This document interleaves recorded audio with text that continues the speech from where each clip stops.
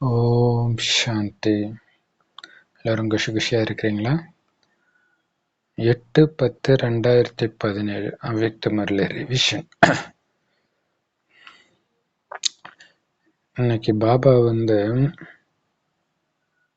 பலகீனமாக இருக்கக்கூடிய குழந்தைங்களுக்கு சகயோகம் கொடுக்கறத பத்தி சொல்றாரு. ஸோ நீங்க வள்ளலுடைய குழந்தைங்க எல்லோருக்கும் சகயோகம் கொடுத்துக்கிட்டே இருக்கணும். உங்களுக்கு துக்கம் கொடுக்கறவங்களுக்கும் ஆன்மீக பாதையில முன்னேறதுக்கு ஒத்துழைப்பு கொடுக்கணும், சுகம் கொடுக்கறவங்களுக்கும் கொடுக்கணும். ஏன்னா நீங்க வள்ளலுடைய குழந்தை. கொடுத்தாதான் திருப்பி கொடுப்பேன் அப்படி கிடையாது. சேவாதாரி குழந்தைங்களை பார்த்து பாபா கேட்கிறாரு, எல்லைக்கு அப்பாற்பட்ட சேவைக்காக இந்த உயர்ந்த ஸ்தானத்துல சிவபாபா எப்படி பொறுப்பாளரா இருக்கிறாரோ அதே மாதிரி இந்த மதுபன்ற உயர்ந்த ஸ்தானத்துல இருந்துகிட்டு எல்லைக்கு அப்பாற்பட்ட சேவைக்காகத்தான் நீங்களும் இருக்கிறீங்க.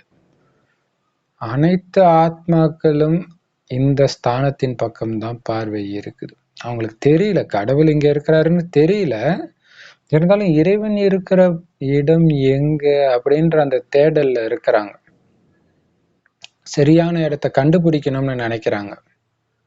அது இந்த இடம்தான் அப்படின்ற அறிமுகத்தை உங்களுடைய எண்ணத்தினாலும் வார்த்தையினாலும் செயல்னாலும் செஞ்சிட்டு இருக்கிற இந்த சேவை இருக்கு பாருங்க, மிக விசேஷமான காரியம் இது. ஸோ அந்த நினைவோட இருக்கிறீங்களா?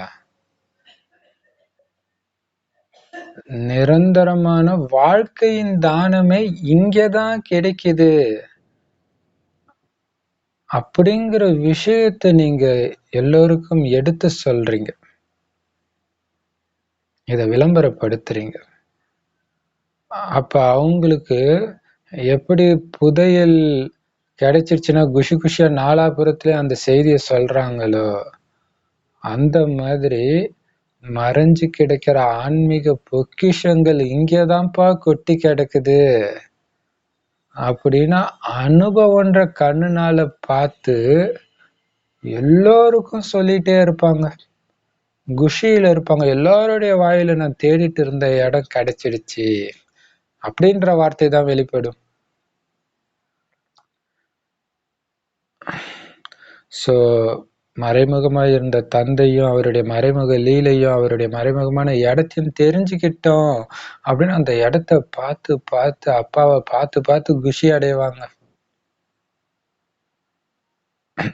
அந்த மாதிரி அவங்கள குஷி அடைய வைக்க அந்த அனுபவம், இதுதான் இறைவன் வர இடம், இதுதான் சத்தியம் அப்படின்னு அனுபவம் செய்ய வைக்கிறதுக்கு நீங்க என்ன ஏற்பாடு பண்ணி இருக்கிறீங்க பாபா குழந்தைங்களே? ஹாலை பெருசா கட்டிருக்கிறீங்க, ஆனா உங்க நடத்தை அந்த மாதிரி விசாலமானதா இருக்குதா? எப்படி ஒரு பில்டிங் கட்டுறதுக்கு இன்ஜினியர் மட்டும் பத்தாது, வேலைக்காரங்களும் தேவை. அப்படி இல்லைன்னா வெறும் பேப்பர்ல தான் பில்டிங் அவங்க உருவாக்க முடியும், அதாவது வரைபடத்தை தான் உருவாக்க முடியும். அந்த மாதிரி இங்கேயும்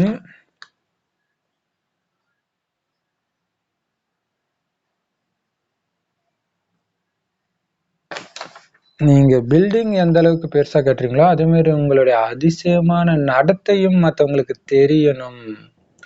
குழு ரூபத்துல அதை காட்டுறதுக்கு என்ன ஏற்பாடு பண்ணியிருக்கிறீங்க? அது மாதிரி பண்ணணும்னு வெறும் எண்ணத்துல மட்டும் வச்சா போதாது.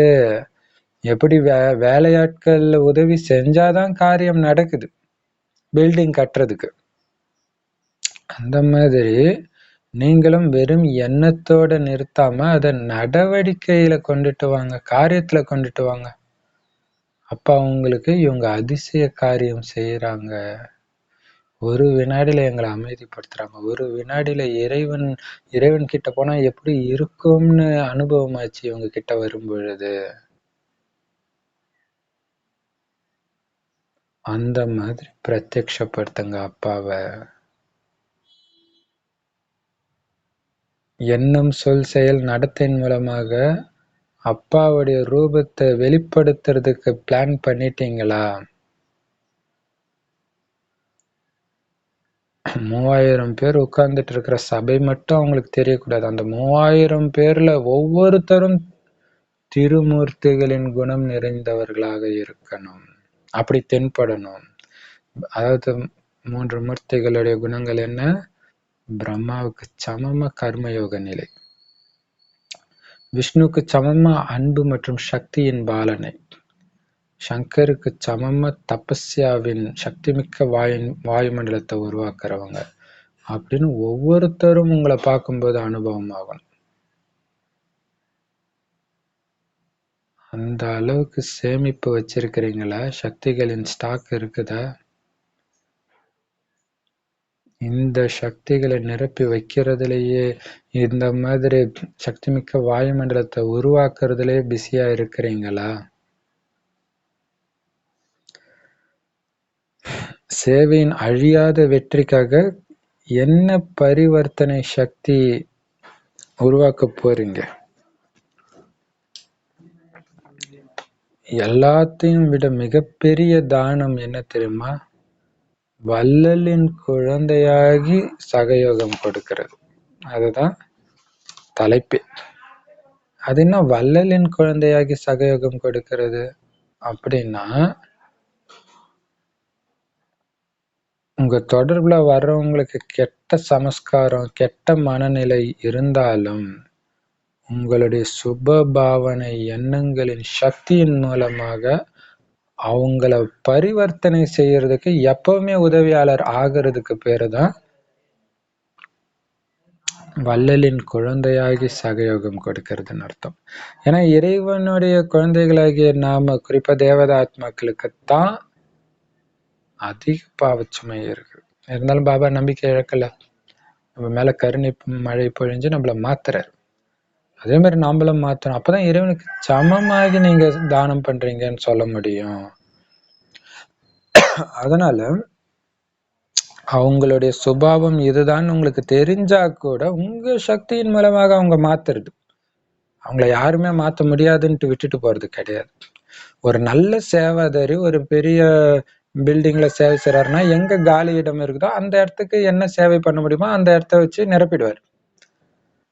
அந்த மாதிரி உங்கள யாருக்காவது சக்தி கம்மியா இருந்துச்சு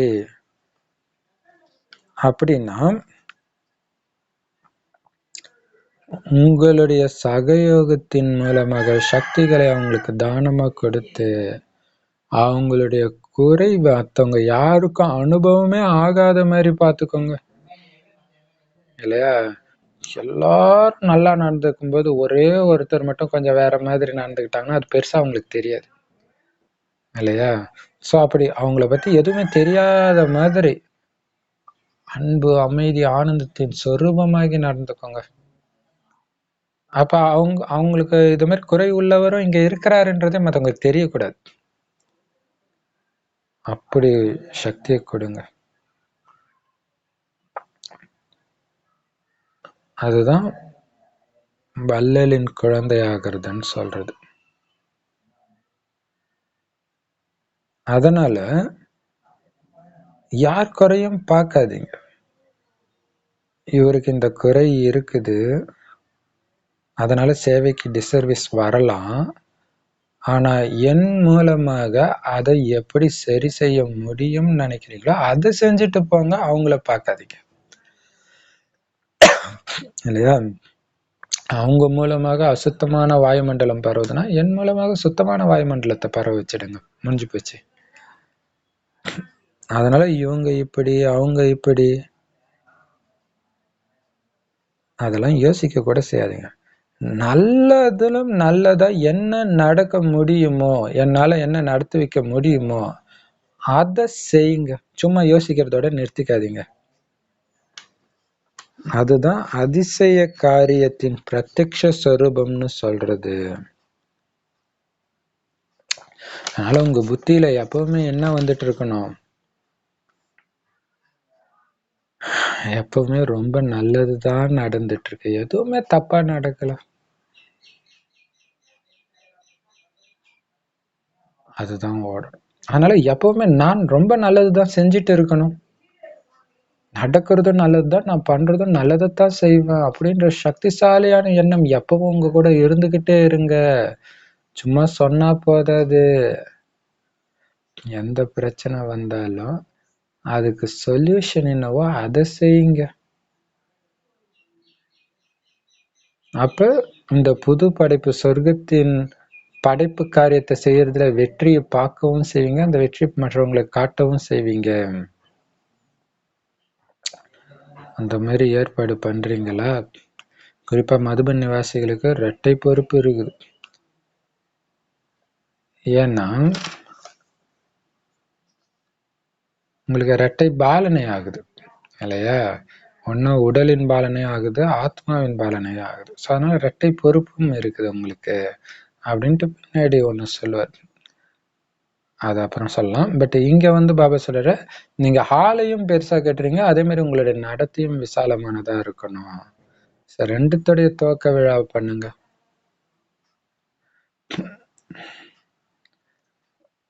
ஒரு பொருள் ரொம்ப உயரத்துல இருக்க அதோடைய ஒளி வந்து ரொம்ப தூரத்துக்கு பரவ முடியும். அந்த மாதிரி உயர்ந்த ஸ்தானத்துல இருக்கிறீங்க.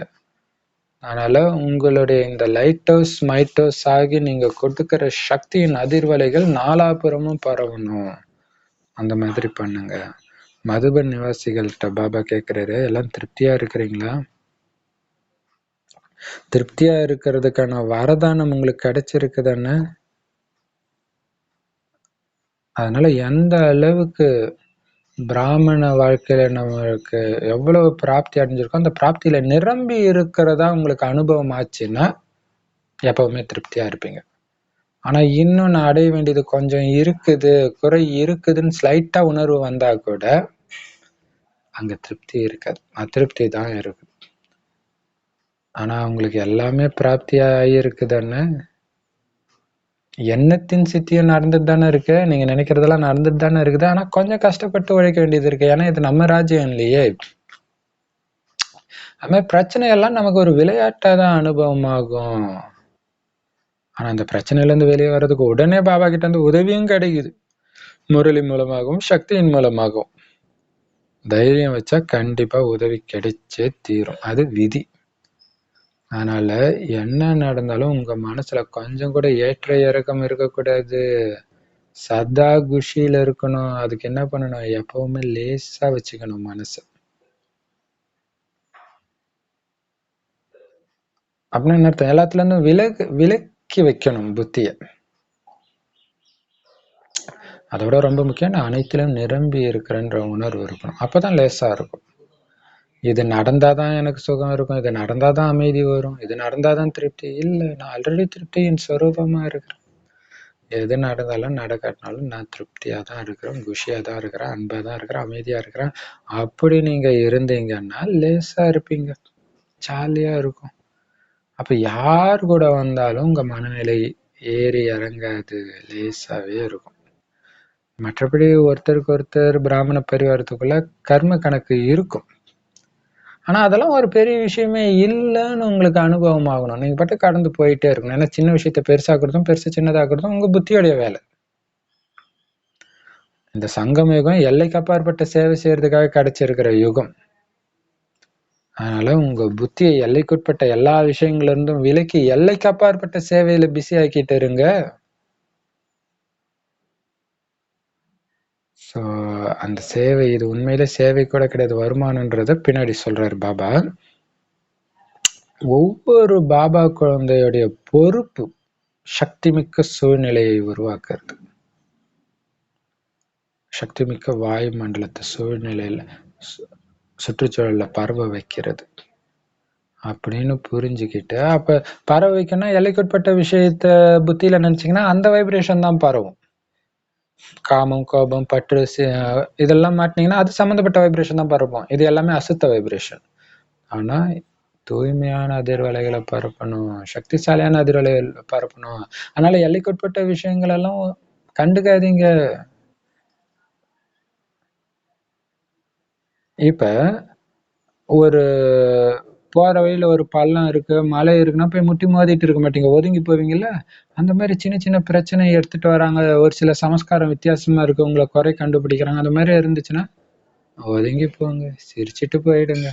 ஏன்னா உங்களுக்கு உங்களை பத்தி தெரியும். பாபா கிட்ட நீங்க கேக்குறீங்க, பாபா சொல்றபடி நீங்க நடக்கிறீங்க. நீ பண்றது தப்பு, நீ பண்றது ஸ்ரீமத்துல அப்படி இப்படின்னு சொல்ல நீங்க பாட்டுக்கு அமைதியா அவங்க கிட்ட போய் உங்களுக்கு தெரியுமா தெரியாதா இப்படி எல்லாம் பண்ணீங்கன்னா என்ன ஆகும்? அவங்களுக்கும் துக்கம், உங்களுக்கும் துக்கம், யோகாவும் வராது, தூக்கமும் வராது. அதனால பாபா சொல்றாரு, ஆனா நீங்க ஒதுங்கி போறீங்க அப்படின்னா அவருக்கும் பாதுகாப்பு, உங்களுக்கும் பாதுகாப்பு. உங்களுக்கும் யோகா கட் ஆகாது, அவருக்கும் யோகா கட் ஆகாது. அதனால பாதுகாப்பா வச்சுக்கோங்க. ஆனா அதுக்காக அவங்களும் நீங்களும் சேர்ந்து செய்யற சேவையை விட்டுட்டு போங்கன்னு அர்த்தம் கிடையாது. அவங்க சொல்றத மட்டும் இந்த காதுல வாங்கி அந்த காதுல விட்டுக்குங்க. அதை ஒரு சீரியஸா எடுத்துக்காதீங்க. நீங்க பாட்டுக்கு பாபா சேவை. அந்த குழந்தை ஊனமா இருக்குது, சக்தியின் ஊனமா இருக்குது, அவ்வளவுதான்.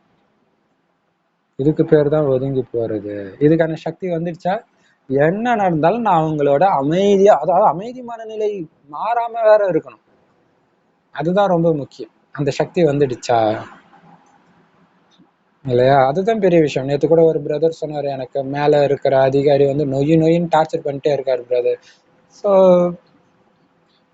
அதையுமே நம்ம ஒரு சென்டராகவே நினச்சிக்கணும் இல்லையா? செய்யற வேலையிடம் வேலைன்னு நினைக்கணும், இது சென்டரு. ஸோ சமஸ்காரம் மோதல் இருக்கும் ஏதோ ஒரு விதத்துல. இப்போ நீங்க அவங்க சுபாவம் அப்படிதான். எனக்கு பாபா கொடுத்துருக்கிற வேலை என்ன? சக்தி கொடுக்குறது. ஒட்டுமொத்த உலகத்துக்கும் நான் சக்தி கொடுக்குறேன். இங்க இருக்கவே இருக்காது, இங்க இருந்தா தானே அந்த பிரச்சனை. ஸோ அந்த சக்தி வந்துடுச்சா, விடுபட்டு இருக்கிற சக்தி வந்துடுச்சா, அனைத்தும் நிரம்பி இருக்கிறேன்னு புரிஞ்சுக்கிறீங்களா? அனைத்தும் நிரம்பினதே எதுக்கு? மற்றவங்களுக்கு கொடுக்கறதுக்கு தான். ஸோ அவங்களுக்கு சக்தி இல்லை, அதனால நோய் நோயின்னு அரிச்சிட்டு இருக்கிறார். ஸோ அவங்களுக்கு நம்ம சக்தி கொடுக்கணும். சாக்காரமா நான் ஃபாலோ பண்ணணும்னு ரோல் மாடலா அத்தனை பாபா குழந்தைங்களும் பாக்குறது மதுபன்ல இருக்கக்கூடிய மதுபன் நிவாசிகளை தான். ஏன்னா மதுபனை சார்ந்தவர்கள் எதை பத்தியும் கவலைப்படாம சதா குஷின்ற ஊஞ்சல்ல, ஞானம்ன்ற ஊஞ்சல்ல, அதீந்திரிய சுகன்ற ஊஞ்சல்ல ஆடிக்கிட்டே இருக்கிறாங்கன்னா அவ்வளவு பிராப்தி, சூக்ஷ்ம பிராப்தி, ஸ்தூல பிராப்தி இருக்குது. அந்த மாதிரி ஊஞ்சல்ல ஆடிக்கிட்டே இருந்தீங்கன்னா எந்த தப்பும் நடக்காது. ஆனா ஊஞ்சலை விட்டு மண்ணுல காலை வச்சுங்க, தப்பு வந்துடும். தப்பு தான் தெரியும், எல்லாமே உங்களுக்கு தப்பாவே தெரியும். அதனால நீங்க ஆத்ம உணர்வுல ஆடிட்டு இருங்க, எல்லாம் கரெக்டா நடக்குது, நடத்துறது பாபா. ஆனா ஊஞ்சல் ஆடணும்னா மண்ணுல இருந்து காலை எடுத்தாதான் ஊஞ்சல் ஆடும். அதனால தேக உணர்வுன்ற மண்ணுல இருந்து காலை எடுத்துட்டீங்கன்னா, புத்தின்ற காலை எடுத்துட்டீங்கன்னா யாருடைய குறையும் தெரியாது. பிராப்தியின் ஆதாரத்துல வாழ்க்கை இருக்க வேண்டாம். உங்களுக்கு கிடைக்கும், எல்லாமே கிடைக்கும் மதுபன்ல. இருந்தாலும் அது உங்க எதிரில தேடி வந்தாலும் அதை ஏத்துக்காதீங்க. அப்படின்னா என்ன அர்த்தம்? என்னுடையதுன்ற உணர்வை எடுத்துட்டு வராதீங்க. அதை அடையணுன்ற ஆசை வச்சிங்க, எல்லா பிராப்தியும் உங்களுக்கு இருந்தாலும் பத்தல அப்படின்ற குறையின் உணர்வு தான் தென்படும். அதனால பாபா சொல்றாரு, ஏத்துக்காதீங்க. புகழ் அந்த மாதிரி வந்ததுன்னா ஏத்துக்காதீங்க, பயன்படுத்தணும். ஆனா அதுக்கு அடிமை ஆயிடக்கூடாது. அப்படி நீங்க அடிமை ஆயிட்டீங்கன்னா எல்லாம் உங்களுக்கு இருந்தும் காலியா இருக்கிற மாதிரி இருக்கும். எனக்கு எதுவுமே கிடைக்கல, எனக்கு அநியாயம் நடந்துச்சு அப்படின்னு திருதராஷ்டிரம் புலம்பிட்டு இருப்பானே, அந்த மாதிரி ஃபீல் ஆகும். அதனால பாபா சொல்றாரு, மதுபன்ல இருக்கிறது சாதாரண பாக்கியமா, அந்த பாக்கியத்தை எப்பவும் நினைவுல வைங்க. இன்னும் நிறைய பாக்கியத்தை பத்தி இப்ப சொல்லுவாரு பாருங்க.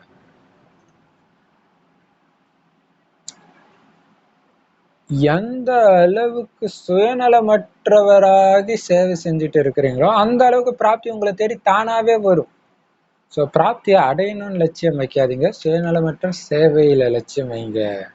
அப்பாவோட சேவை என்னோட சேவை அப்படி லட்சியம் வைங்க. யார் மூலம் பண்ணாலும் அது அப்பாவோட சேவைன்னு வைங்க. இப்போ தானா உங்களை தேடி பிராப்தி வரும். ஏன்னா அதிகமா சேவை செய்யறவங்களோட நல்ல குணம் உள்ளவங்களை தான் எல்லாருக்கும் பிடிக்கும். குணம் இல்லைன்னா சுயநலமற்ற சேவை செய்யுங்க, தானா பிராப்தி வரும். சேவாதாரிகளோட சந்திப்புல பாபா சொல்றாரு, சேவாதாரினா பிரத்யக்ஷ பலன், உடனடி பலன்ற பழத்தை சாப்பிடுறவங்க. என்ன உடனடி பலன்? குஷி அனுபவம் ஆகிறது. சோ சேவாதாரி ஆகுறதே மிகப்பெரிய பாக்கியத்தோடைய அடையாளம். பல ஜென்மம் உங்களுக்கு உங்களை ராஜ்ய அதிகாரி ஆக்குறதுக்கான சாதனம் இந்த சேவைன்னு நினைச்சுக்கிட்டு காரியம் செய்யறீங்களா? அப்ப இது சேவையா தோணாது, பிராப்தியா தோணும். ஏன்னா நீங்க செய்யறது எதுவும் இல்லை, ஆனா கிடைக்கிறது எல்லாமே கிடைக்குது. சுகத்தை அடையக்கூடிய சாதனம் இந்த சேவை.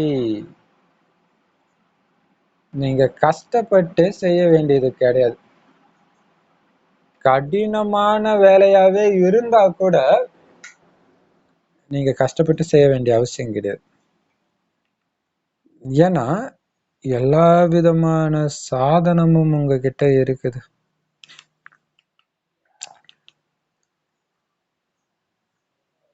இன்னொரு விஷயம் என்னன்னா, உங்களுக்கு நீங்க செய்யற ஒவ்வொரு சேவையும் உங்களுக்கு சேவை மாதிரி தெரியல, பெரிய விளையாட்டு மாதிரி இருக்குது. விளையாடி விளையாடி பிராப்தியின் அதிபதி ஆகுறீங்க. இப்ப பாபா கேக்குற, முழு நாள்ல அல்லது ஒவ்வொரு மணி நேரத்துக்கும் எவ்வளவு சேமிச்சுட்டு இருக்கிறீங்கன்னு பாருங்க. சேவைன்னு பார்க்காதீங்க. 1 மணி நேரத்துக்கு உங்களுக்கு சேமிப்பு ஆகுறத எண்ணவே முடியாதுன்றாரு. அளவற்ற செல்வங்கள் உங்களுக்கு சேமிப்பாயிட்டு இருக்குது. அந்த போதையில சேவை செய்யுங்க, இல்லையா? அப்ப சேவாதாரி ஆயிடுச்சு அப்படின்னா சேவைக்கான வாய்ப்பு கிடைச்சிருச்சுன்னா பாக்கியம் கிடைச்சிருச்சு, பிராப்தியின் களஞ்சியம் நிரம்பிடுச்சுன்னு புரிஞ்சுக்கோங்க. மதுபன்ல கிடைக்கிற அளவுக்கு சாதனம் வேற எங்கேயுமே கிடைக்கிறது கிடையாது. கூடவே இரட்டை பாலனை நடக்குது, ஆத்மாவுக்கும் உடலுக்கும் ரெண்டுத்துக்குமே. அதனால சேவை செய்யும் போது குஷி கிடைக்குதா, களைப்பு ஏற்படுதா? ரெட்டை பாலனை ஆகுது இல்ல, ஆத்மாவுக்கும் உணவு கிடைக்குது, உடலுக்கும் உணவு கிடைக்குது. அப்ப நீங்க ரெட்டை சேவை செஞ்சுட்டு இருக்கணும். என்ன அந்த ரெட்டை சேவை? மனச சக்தியின் மூலம் சக்தி மிக்க வாயுமண்டலத்தை உருவாக்குற சேவை செஞ்சுக்கிட்டே மற்ற சேவை காரியங்கள் ஸ்தூல சேவை பண்ணிட்டே இருக்கணும். ஒரு சேவை மட்டும் பண்ணாதீங்க. ஏன்னா ஒரே நேரத்துல டபுள் வருமானம் செய்யக்கூடிய வாய்ப்பு கிடைக்கிறத ஏன் இழக்கணும் நம்ம? செம சூப்பர்ல. அப்ப நம்ம இதை புரிஞ்சுக்கணும். அடுத்த பிறவிக்காக நான் சேமிச்சுட்டு இருக்கிறேன்னு நினைச்சிட்டு கூட நீங்க பாபா நினைக்கலாம். செம குஷியா இருக்கும். அதுவும் டபுள் வருமானம். இப்போ ஒருத்தர் கூட பேசிட்டு இருக்கும்போது நேரம் வீணாகுது. நான் ஏன் நேரத்தை எனக்கு நான் அப்பா கிட்ட சேமிச்சுட்டு இருக்கிறேன். ஏன்னா இங்க புத்தியோடைய வேலை பண்ண முடியும், பண்ணுங்க. எல்லாம் திருப்தியா தானே இருக்கிறீங்க, தடையற்று தானே இருக்கிறீங்க, எந்த பிரச்சனையும் இல்லை தானே? எப்ப பிரச்சனை வரும்? என்னுடையது உன்னுடையது, நீ செஞ்ச நான் செஞ்சேன்னு சொன்னாதான் பிரச்சனை வரும். எண்ணத்துல கூட என்னுடையதுன்னு வந்துருச்சுன்னா புரிஞ்சுக்கோங்க, மாயா வந்துடுச்சு. அது எப்படின்னா, அழகா ரங்கோலி கோலத்தை போட்டு அதை தண்ணி ஊத்திட்டா மாதிரி. அந்த மாதிரி பண்ணாதீங்க. அதுக்கு என்ன பண்ணணும்? நீங்க பண்ணாலும் இன்னொருத்தர் பண்ணாலும் பண்றவர் பாபா, அவரு பண்ண வைக்கிறாரு இவர் மூலமா. இது சும்மா ஒரு கருவி. நம்ம உடல்ல ஒரு சில காரியங்களை கையால பண்றோம், ஒரு சில காரியங்களை காலால பண்றோம். அதுக்காக கை உயர்ந்தது கால் தாழ்ந்ததுன்னு கிடையாது. அதே மாதிரிதான் இங்கே கருவின்னு புரிஞ்சுக்கோங்க. நான் எதுவுமே பண்ணல, எனக்கு எதுக்கு அகங்காரம், பணிவா இருக்கிறேன்னு புரிஞ்சுக்கோங்க. அப்ப மாயா வரவே முடியாது. எண்ணத்திலேயோ கனவுலையோ கூட மாயா வருதுன்னா புரிஞ்சுக்கோங்க, எங்கேயோ நான் அல்லது என்னதுன்ற வாசல் திறந்திருக்கு, அதை மூடிடுங்க. அப்ப மாயா வராது. வரதானத்துல பாபா சொல்றாரு, எந்த குழந்தை எப்பவுமே தன்னுடைய புத்தி சமஸ்காரம் மனச லேசா வச்சுக்குதோ அந்த குழந்தைதான் பாபாவுக்கு சமமா இருக்குது, விலகியும் அன்பாவும் இருக்குதுன்னு அர்த்தம். அதனால நேரத்துக்கு ஏத்த மாதிரி வெளி உலகத்துல துக்கம் அதிகமாகும், ஒவ்வொரு ஆத்மாக்களுடைய உள்ளுணர்வும் பாரமா தான் இருக்கும். ஆனா அவங்களுடைய உள்ளுணர்வு எந்த அளவுக்கு சுமை கூடிக்கிட்டே போகுதோ, கவலைகளின் சுமை கூடிக்கிட்டே போகுதோ, அந்த அளவுக்கு குழந்தைகளாகிய நம்ம மனநிலை மிக லேசாயிட்டே போகும். அதனால எவ்வளவு பெரிய கஷ்டமான காரியங்களா இருந்தாலும் அந்த கஷ்டம் அனுபவமே ஆகாது, லேசா செஞ்சுட்டே இருப்பீங்க. அது காரணம் என்ன? விடுபட்டு செய்றீங்க. செய்யறவர் பாபா, அன்பா செய்வீங்க, ஆனா விடுபட்டு செய்வீங்க. மனசையும் லேசா வச்சுக்கிறீங்க அப்படின்னு என்ன அர்த்தம்? மனசையும் எதோடையும் இணைக்கல, புத்தியும் எதோடையும் இணைக்கல. ஒரு பாபா, வேற யாரும் இல்லை. அப்ப அந்த காரியத்துடைய சுமை பிரபாவம் உங்க மேல ஏற்படாது. இந்த நிலைக்கு பேரு தான் தந்தைக்கு சமமான நிலைன்னு சொல்லப்படுது. சோ அப்படி இருங்க. ஸ்லோகன் எப்பவுமே ஆஹா நான் எவ்வளவு கொடுத்து வச்சவன், பாபா என்னை எப்படி இருந்த என்னை எப்படி ஆக்கி இருக்கிறார், சுயம் பகவானே எனக்கு சொல்லி கொடுக்கிறாரு.